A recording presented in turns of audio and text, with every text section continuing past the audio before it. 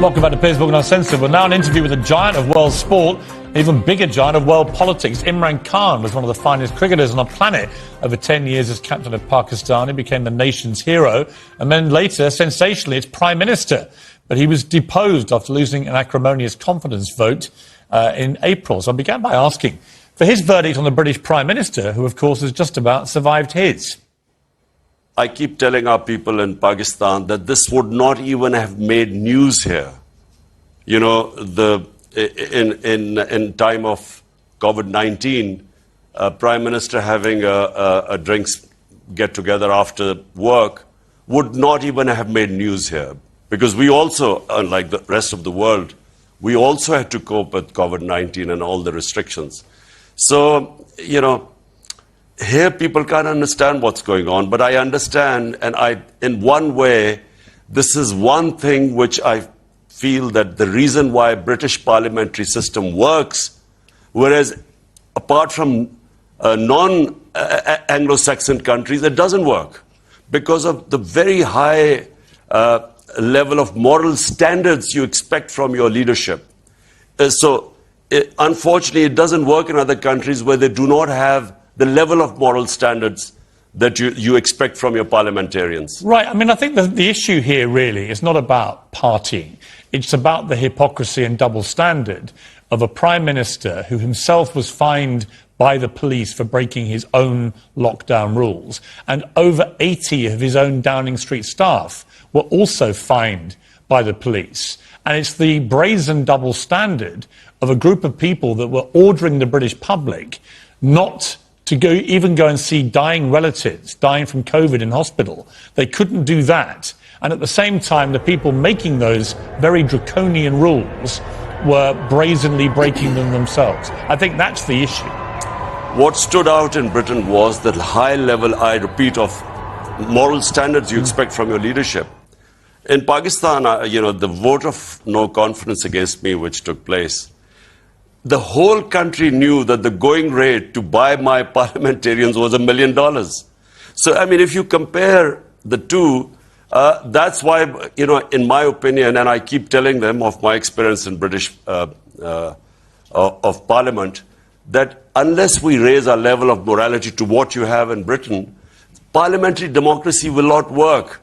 If all it takes is to buy 20 of your members of parliament to switch sides and a government falls, in fact, the whole concept of democracy or parliamentary democracy then gets challenged. So, you know, from your point of view in Britain, of what I know, I understand that you expect from your leadership the standards, you expect them to lead by example. It's been very volatile since you were deposed. You vowed to come back and fight again. You think you're going to win with a bigger majority, I believe. But one issue that's come up in the last few days is that there appears to be a serious threat of assassination against you. And I have to say the last leader of Pakistan I spoke to was Benazir Bhutto, and it wasn't long after I met her that she was indeed assassinated. So this is a very serious risk that you all face, I think, when you lead a country like Pakistan. What do you know about these threats? How seriously are you taking them? Well, Piers, what happened was that this was clearly a conspiracy, and you know, I've spoken about the conspiracy because, you know, I came to know about it about 6 months before I actually, before this vote of no confidence took place. And, you know, all the time I thought it wouldn't succeed. You know, for some reason I thought that it's not possible that, you know, the conspiracy was to replace me by the guys who for 30 years had been in power, the two families, and there were massive corruption cases against them. 60% of the cabinet that has replaced me is on bail of billions of rupees of corruption cases. So my mind just wouldn't accept that. Would it be possible to replace our government, which had finally recovered from all the 2 years of crises and was on the way up? I just didn't think it would be replaced by these criminals.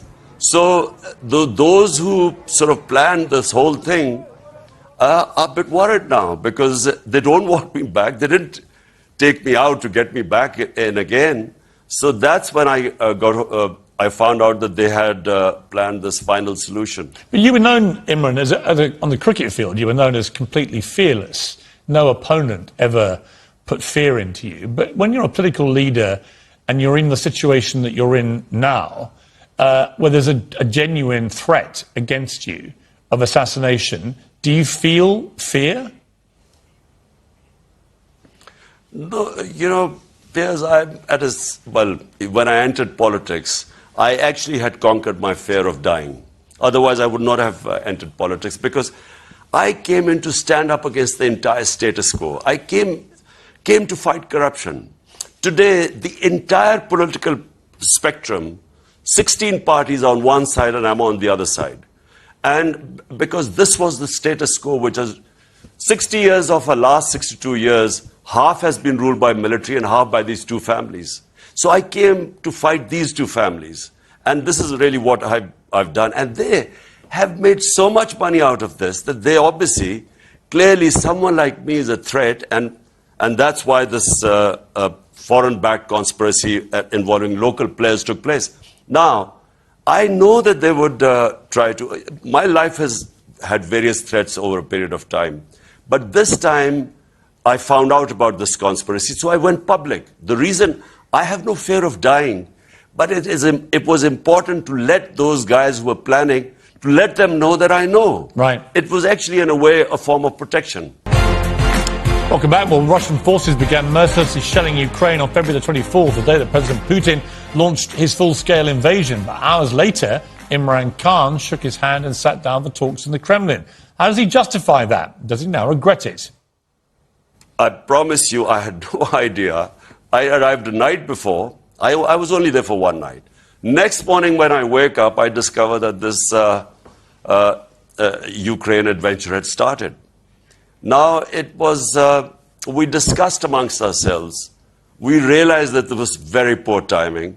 But at the same time, we realized that it was extremely important for the 220 million people of Pakistan that we actually get these. I mean, I understand that. I understand. I completely understand that you didn't know before you made the trip. I guess the criticism, which may be legitimate, is that once you knew what he'd done, to then stay there and still go through with the meetings that you had planned, sent the world a message that you were not that upset by what he was doing in Ukraine. Countries like us, you know, who have huge populations, and we have, 100 million people who are vulnerable right now. So we should actually make policies, have relationship with everyone, but make policies that benefit our people. Well, I understand just that. But like what India is doing right now. I understand that, Imran. What I would say back to that is we talked earlier about the higher morality standards in the UK when it comes to holding leaders to account. I simply would say I don't criticise you for having planned a trip to Moscow, but I think there is legitimate criticism that once you knew what he had done, it illegally invaded a sovereign democratic country. Did your moral instinct not tell you that it would be wrong to stay there, that you should have just got straight out of there? Piers, I am against all military operations. I marched with those 2 million people in London against Iraq war. I constantly was against the Afghanistan war, that there was no military solution. I do not believe what Putin has done of trying to find a military solution in Ukraine. I always believe these are miscalculations. They cause a lot of hardship. And I did give a statement when I was in Moscow that military actions are not a solution. Unfortunately, we were left at the time was either we then, and by the way, the meeting was more or less an hour before when we discovered that they had invaded Ukraine. It was a question of 1 hour in between to decide whether we abandon the trip or have the meeting with Putin. And so eventually we decided that, look, at this stage, we will fall between two stools. With Russia, we will break all relationship, leaving at this juncture. And at the same time, you know, is it going to make any difference if Pakistan decides to sort of condemn Russian invasion by leaving there? Imran, are you in a position now to see what Putin has done in Ukraine and emphatically, publicly denounce it? Any conflict, and especially where you go and any conflict creates bloodshed. But, just like in Iraq, in Afghanistan, God knows how many people died there.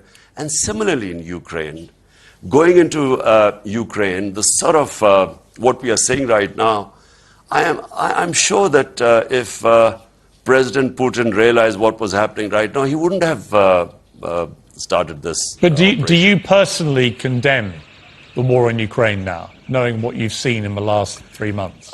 Piers, let me just say one thing. I am basically against all operations. So if you want to ask me a question, do I condemn what is happening in what happened in Iraq? I thought it was wrong, and I would condemn that. Afghanistan, U.S. going in and then staying. Okay, once they got decimated Al-Qaeda in the first year, what was the purpose of staying there for the next 19 years? So it was a useless war. And yes, if I would advising President Putin, I would not have gone there. And yes, a war that creates bloodshed, and which it is, and collateral damage and civilians, yes. Let me ask you about Afghanistan, because from the moment the Americans led the rather dramatic and chaotic, and many think disastrous, overnight pullout from Afghanistan of its forces, it seems the Taliban have basically wrestled back control of the country at record speed and are now going back to running the country how the Taliban did before, notably with severe oppression of women in Afghanistan. What is your view of that? Because you've been broadly supportive, I think, of the Taliban being able to run the country again, but are you supportive of the way they treat women there? Let the people of Afghanistan decide which way they will go. They're strong people. Afghan women are strong. In my opinion, given a chance, you will see them asserting their rights.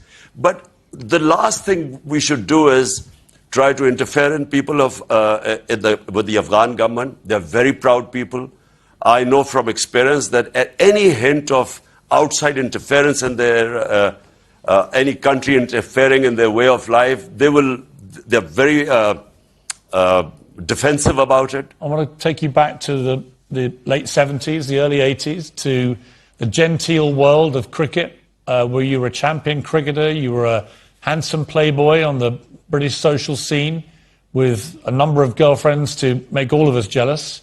Life was a lot easier for you then, a lot more fun, a lot more carefree.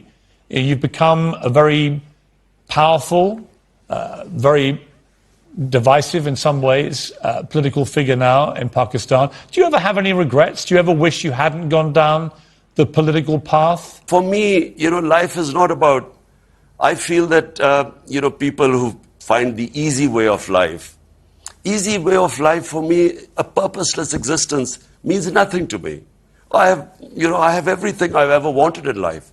So for me, the challenge is to actually go back, make Pakistan a welfare state, and rule of law. Critical thing is, what you're seeing in Britain is basically rule of law, which is one thing I learned most of all when I went to England as an 18-year-old. Imran Khan, it's great to talk to you again. It's been, nearly 50 years since I last talked to you.